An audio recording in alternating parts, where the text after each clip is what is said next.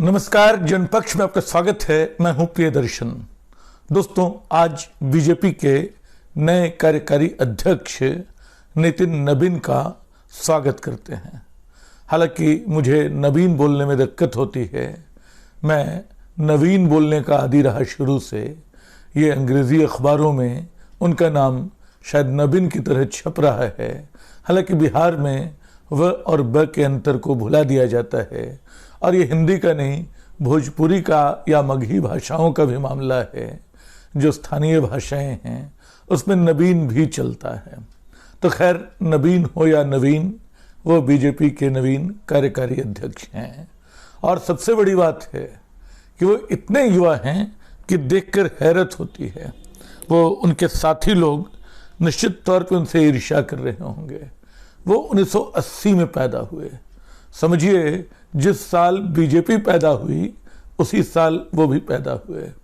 अगर मतलब उनकी सर्टिफिकेट एज जो बिहार में ऊपर नीचे होती रहती है, अगर वो सही है तो हम मान लेते हैं सही है, तो दोनों एक साथ एक ही साल पैदा हुए, बीजेपी और उसके नए कार्यकारी अध्यक्ष। सोचिए, उन्होंने इमरजेंसी के 5 साल बाद वो आए। जब 84 की हिंसा हो रही होगी तो महज 4 साल के होंगे। शायद उनकी स्मृति में वो दर्ज भी नहीं होगा।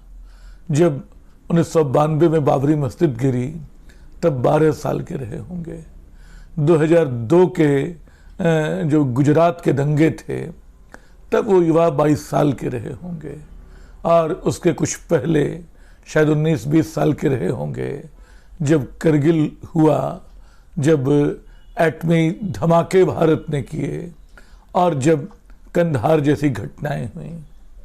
तो ये जो नया इतिहास बोध है, क्या ये नया इतिहास बोध बीजेपी के इस नए कार्यकारी अध्यक्ष को गढ़ने में कोई भूमिका अदा करेगा? ये एक सवाल है। लेकिन आज के सवाल उससे ज्यादा के हैं।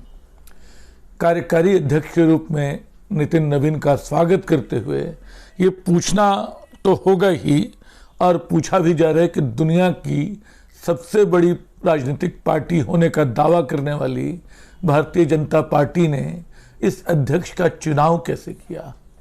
क्योंकि पार्टी तो क्लेम करती है कि वह बहुत अंदरूनी लोकतंत्र में भरोसा करती है। वहाँ सब कुछ जो होता है चुनाव के जरिए होता है। वो कांग्रेस पे खानदानी अध्यक्ष चुनने का आरोप लगाती है। लेकिन हम देखते हैं कि जैसा भी हो, कांग्रेस में चुनाव से अध्यक्ष चुना गया, खड़गे साहब चुने गए, उनके खिलाफ उम्मीदवार थे। यहाँ तो चुनाव हुआ ही नहीं। यहाँ तो जब नितिन नवीन का नाम सामने आया तब लोगों ने खोजना शुरू किया कि ये कौन है। खुद नितिन नवीन को इस बात की सूचना बताया जा रहा है कि बहुत देर से मिली। तो जो अंदरूनी खबरें रिपोर्टर्स ला रहे हैं बीजेपी के, हालांकि सच ये है कि बीजेपी में अंदरूनी खबर जैसी कोई चीज़ बचती नहीं है। जो वो खबर देना चाहती है वो देती है पार्टी। खैर, उस खबर के मुताबिक संघ और बीजेपी पिछले 3 महीनों से नए कार्यकारी अध्यक्ष पे विचार कर रहे थे। संघ की ओर से कहा गया कि कम से कम वो 50 से कम का हो जो भी नया अध्यक्ष हो। ये बात कुछ हैरानी में डालती है, थोड़ी अविश्वसनीय लगती है। क्योंकि राजनीति में तो 50 बिल्कुल युवा होने की उम्र है, और आप उससे कम के अध्यक्ष की तलाश जब करते हैं तो अचानक बहुत सारे वरिष्ठ नेताओं के सामने एक दुविधा पैदा करते हैं, और उस कनिष्ठ नेता के सामने भी जिसको अध्यक्ष बनाया जा रहा है। दूसरी दिलचस्प बात यह है कि प्रधानमंत्री के लिए तो आप 75 के पार की सीमा जो आपने रखी थी कि 75 से पार के लोगों को रिटायर कर देना चाहिए, वो प्रधानमंत्री के मामले में आप उसको भूल जा रहे हैं। यहाँ तक कहा जा रहा है कि अगले लोकसभा चुनाव भी शायद उन्हीं के नेतृत्व में लड़े जाएंगे। लेकिन आपको कार्यकारी अध्यक्ष 50 से नीचे का चाहिए। तो ये जो पीढ़ियों का अंतर है सरकार और संगठन के बीच, ये कुछ दिलचस्प है। लेकिन क्या मतलब, अगर आप भारतीय जनता पार्टी के इतिहास पे नजर डालें तो जितने अंदरूनी लोकतंत्र की बात होती है, जितने सांगठनिक चुनावों की बात होती है, उसके बावजूद क्या सच्चाई है?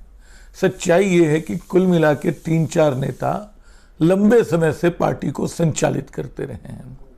एक दौर अटल बिहारी वाजपेयी और लालकृष्ण आडवाणी का रहा। जो पुराना जनसंघ था उसमें भी शायद 1968 से जो भी अध्यक्ष बना वो इन्हीं दोनों में एक बना। 1968 से 1977 के बीच कभी आडवाणी कभी वाजपेयी अध्यक्ष बने। 1977 से 1980 के बीच जनसंघ तिरोहित हो गया। 1980 में बीजेपी पैदा हुई। फिर 1980 से 1998 तक सिर्फ मुरली मनोहर जोशी को छोड़कर बाकी कोई दूसरा अध्यक्ष नहीं बना, आडवाणी जी और अटल जी के अलावा। बाद में मतलब आडवाणी जिस बात की वाजिब चिंता करते थे कि सिर्फ ये हिंदी भाषी इलाकों की पार्टी न रह जाए बीजेपी, वो इसके भौगोलिक और वैचारिक विस्तारों की बात करते थे। हालांकि खुद उन्हें इसके वैचारिक विस्तार के नाम पे उनकी अपनी एक पहल का शिकार होना पड़ा।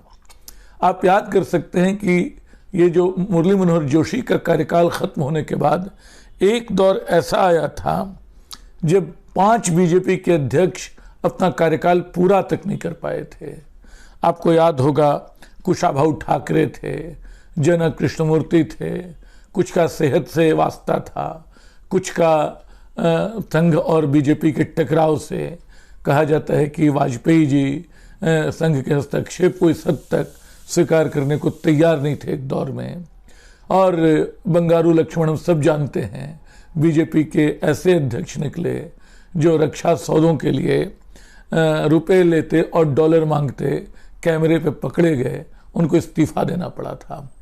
इसके अलावा वेंकैया नायडू को भी जाना पड़ा आधे में। उनका जो आडवाणी और वाजपेयी के बीच का जो पार्टी के भीतर टकराव बताया जाता था, था या नहीं मैं नहीं जानता हूँ, लेकिन वेंकैया उसी के शिकार हुए, ये बताया जाता है। अध्यक्ष पद उनको छोड़ना पड़ा। और वैचारिक विस्तारों की बात करने वाले लाल कृष्ण आडवाणी ने पाकिस्तान जाके जो जिन्ना को सेक्युलर बताया, उसके बाद उनकी पार्टी ने उनसे ही बगावत कर दी। जिनको पितृपुरुष, जो लोग उनको पितृपुरुष कहते थे, वो सब उनके खिलाफ हो गए। अंततः उनको जाना पड़ा। तो ऐसा नहीं कि बीजेपी के भीतर जो कुछ चलता रहा है सब कुछ बड़े शानदार ढंग से चलता रहा है। ये सच है कि उसके बाद जो दूसरा दौर शुरू होता है बीजेपी की ताकत और मजबूती का, वो नरेंद्र मोदी जी और अमित शाह का गढ़ा गया दौर है, उनका तैयार किया हुआ दौर है।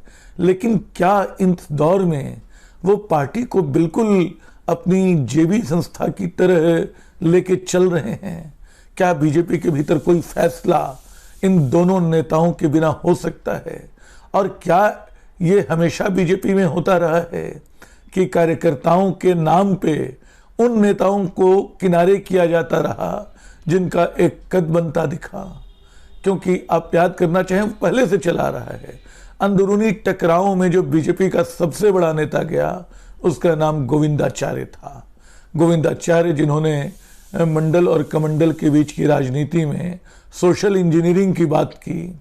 और उसी दौर में आप याद कर सकते हैं कि उमा भारती और कल्याण सिंह को भी पार्टी छोड़नी पड़ी थी, बगावत करनी पड़ी थी।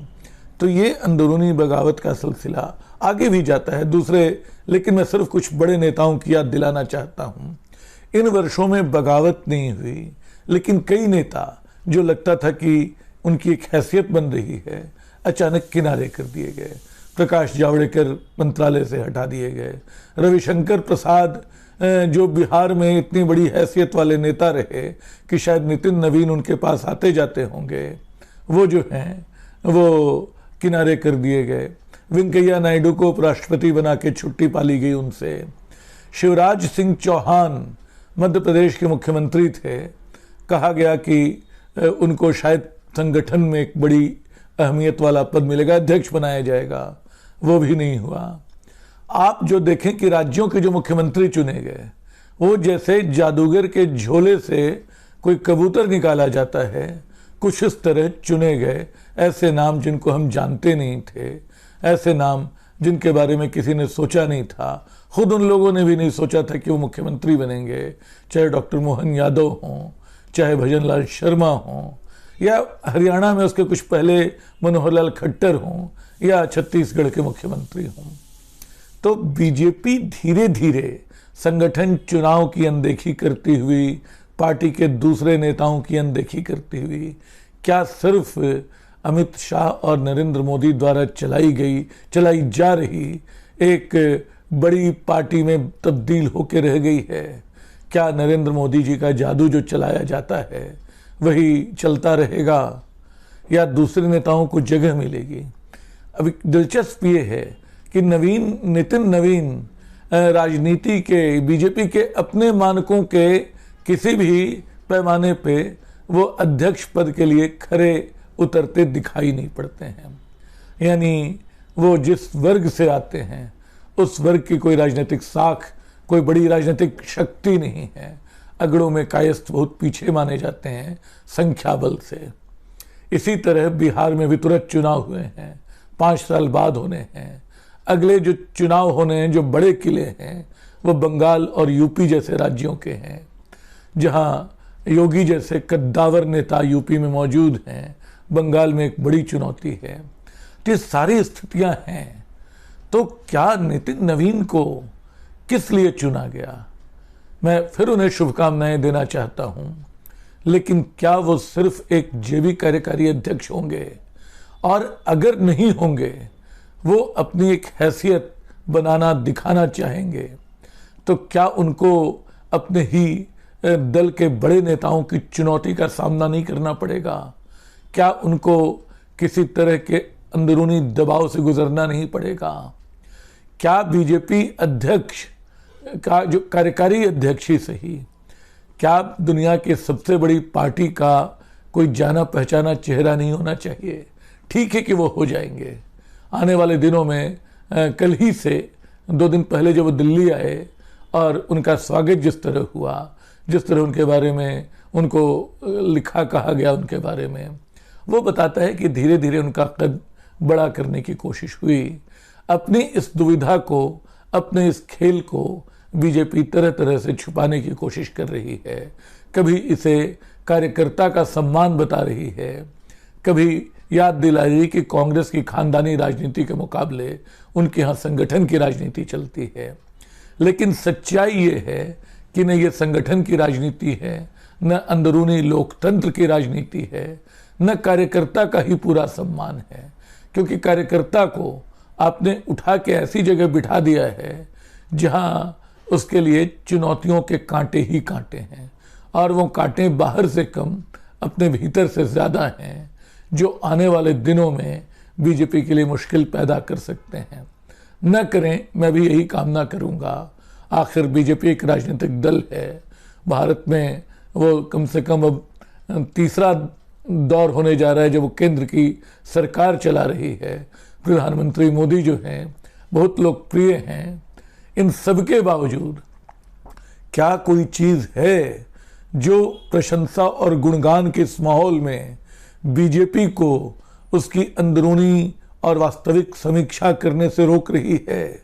और अगर ऐसी समीक्षाएं नहीं होंगी तो क्या पार्टी इसी तरह चलती रह पाएगी? क्या उसके लिए नुकसानदेह नहीं होगा? इन सवालों के साथ मैं छोड़ जाता हूं। शुक्रिया।